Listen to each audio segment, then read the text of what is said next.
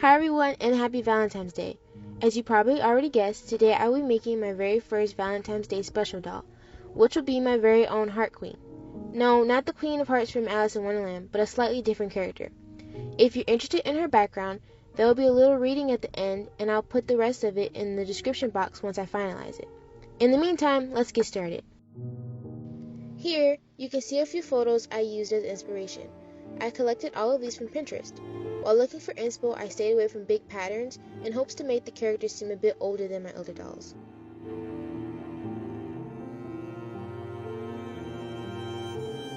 Ironically, I'll be using a Monster High Cupid doll this time. Like normal, I start off by cutting the hair, taking off the head, and removing the factory face with acetone.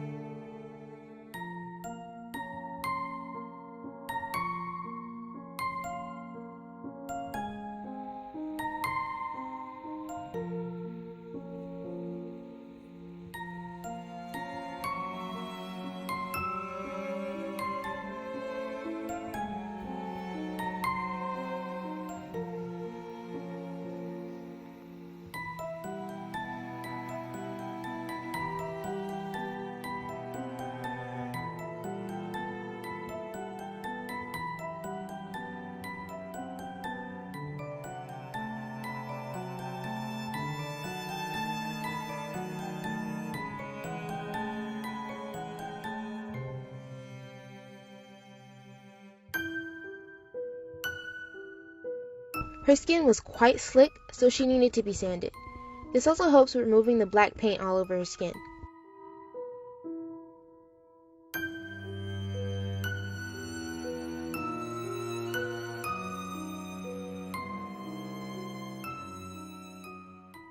Once she's all sanded, I paint her skin white, dramatically blush her, and stick her outside to be sprayed with MSC. Since her skin is originally white, it won't be too big of a deal if the paint chips.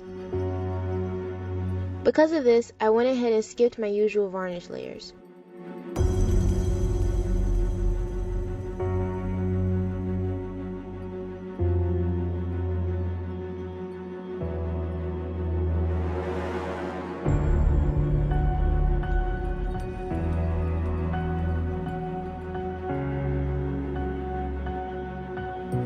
This time, I'll be rerooting with nylon doll hair I got from the Dollyverse on Etsy. Okay, so this hair comes in really long hanks and is super soft. Last time I checked, the Etsy shop was still on a bit of a break, but whenever they do come back, I definitely recommend checking them out. For this doll, I'll be using the colors Void, Candy, and Cherry. Like I said, the hanks are really long, so I cut them in half. This way, I can cover more of the head without needing to buy more hair. When her head is eventually completely covered, I dump some glue through the neck hole and then put her head back on her body.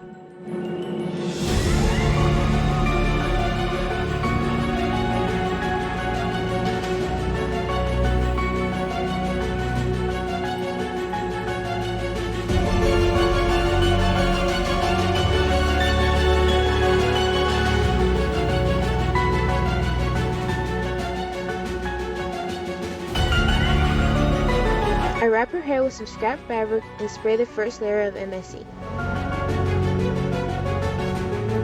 I wanted her face to be dramatic, so I gave her sneaky red eyes looking over to the side.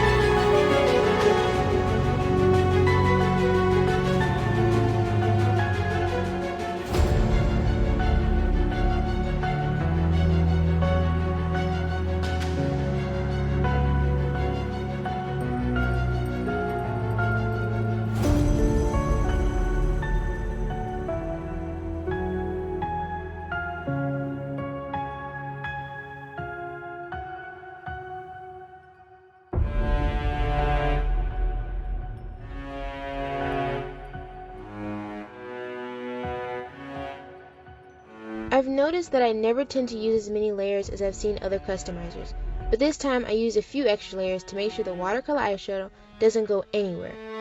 I don't like the idea of my dolls not being waterproof, so I may have gone a little crazy with the Missy.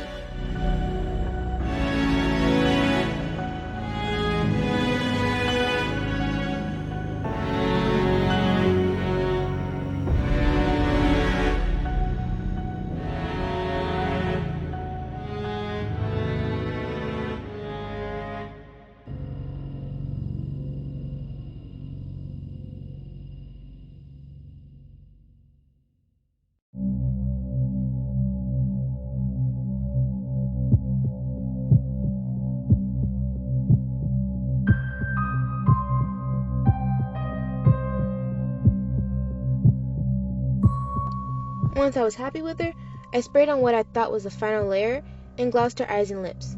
Later though, I ended up going back over her face with more red and painted her lips black.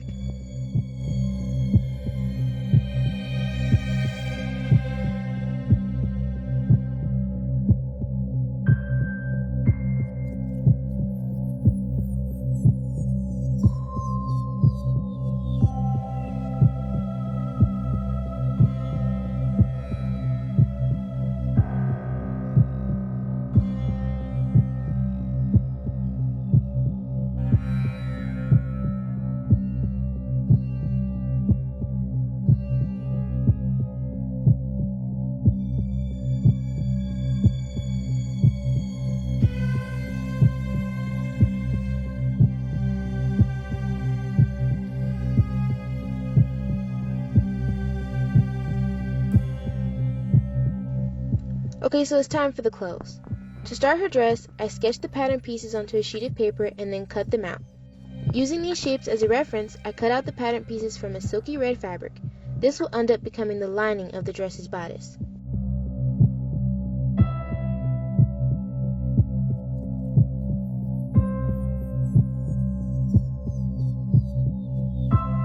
Once that's all done, I lay a piece of my chiffon fabric on top and then stitched the two together, staying as close to the edges as I could.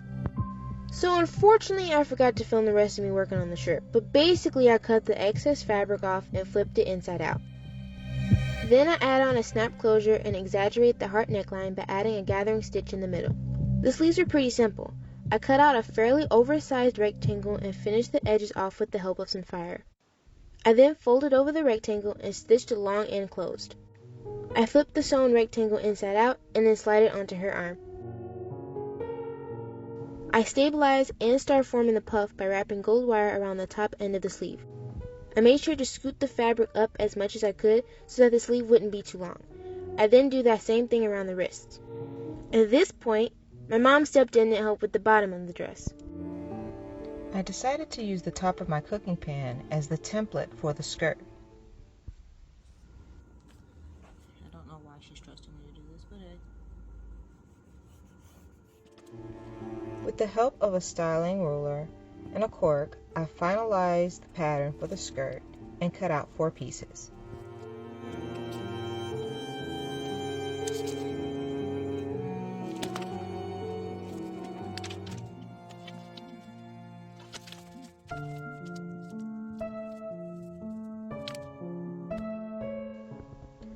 Off camera, I assembled the 2 layers of the skirt.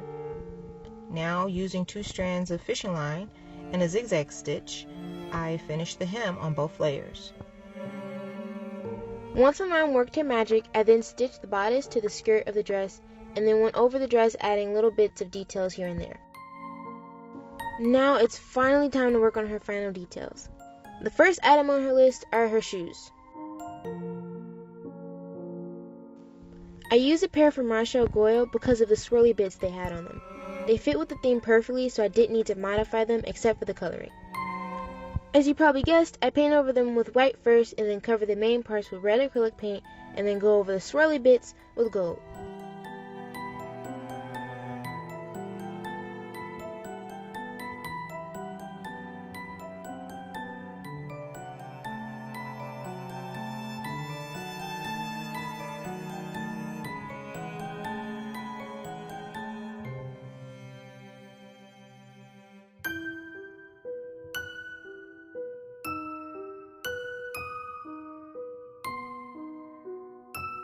For her earrings, I go to the printer and print out some tiny hearts. I paint them red and then gloss them with varnish. I then use some jewelry making tools to make the rest.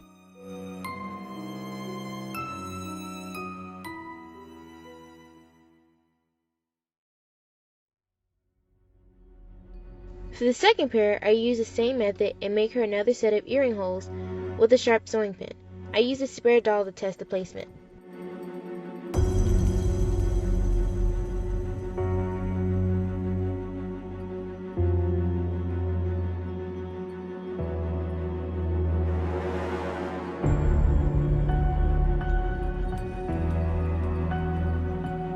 Just like everything else in this project, I wanted her doll stand to have some spice.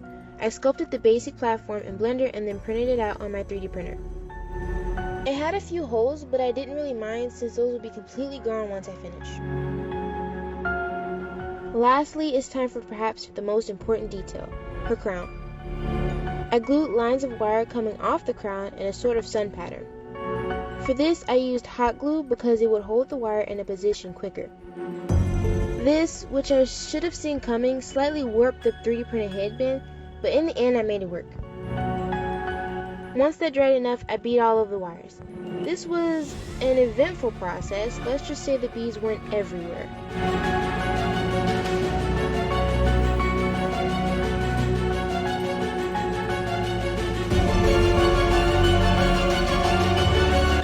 Finally, to finish off the crown, I paint some white fabric roses red, putting tiny rhinestones in the middle of them.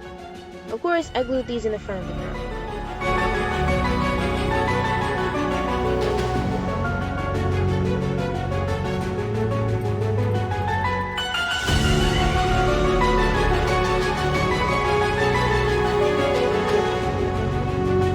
And now, my Hurt Queen is done.